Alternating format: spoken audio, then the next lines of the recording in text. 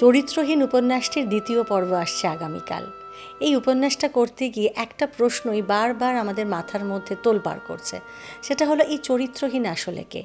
যে কটি চরিত্রকে আমরা আগের পর্বে মানে প্রথম পর্বে হীন বলে ভেবেছিলাম, এই পরের পর্ব করতে গিয়ে দেখছি তারা সকলেই কোনো না কোনোভাবে পরিস্থিতির শিকার, হয় তারা বাধ্য নইলে অসহায়। কিন্তু এই অসহায়তাকে কি হীন বলা যায়? আর কি আশ্চর্য টুইস্ট দ্বিতীয় পর্বে আছে ভাবতে পারবেন না। মানুষের প্রতি কেন যে জাজমেন্টাল হতে নেই সেই কথাটাই মনে প্রাণে বুঝে নেওয়ার জন্য বোধহয় চরিত্রহীনের এই দ্বিতীয় এবং শেষ পর্বটি শোনা সব থেকে জরুরি। আর প্রেম মানে কি শুধুই পজিটিভনেস? তাকে নিয়ে শুধুমাত্র নিজের ভালো থাকাটাই প্রেম, নাকি সে যাতে ভালো থাকে সেটা হতে দেওয়াটাই আসল প্রেম? তাহলে শুনে দেখুন শরৎচন্দ্র চট্টোপাধ্যায়ের উপন্যাস চরিত্রহীনের দ্বিতীয় এবং শেষ পর্ব আগামীকাল শুক্রবার রাত্রি ৯টায়, শুধুমাত্র ৯টার গল্প ইউটিউব চ্যানেলে।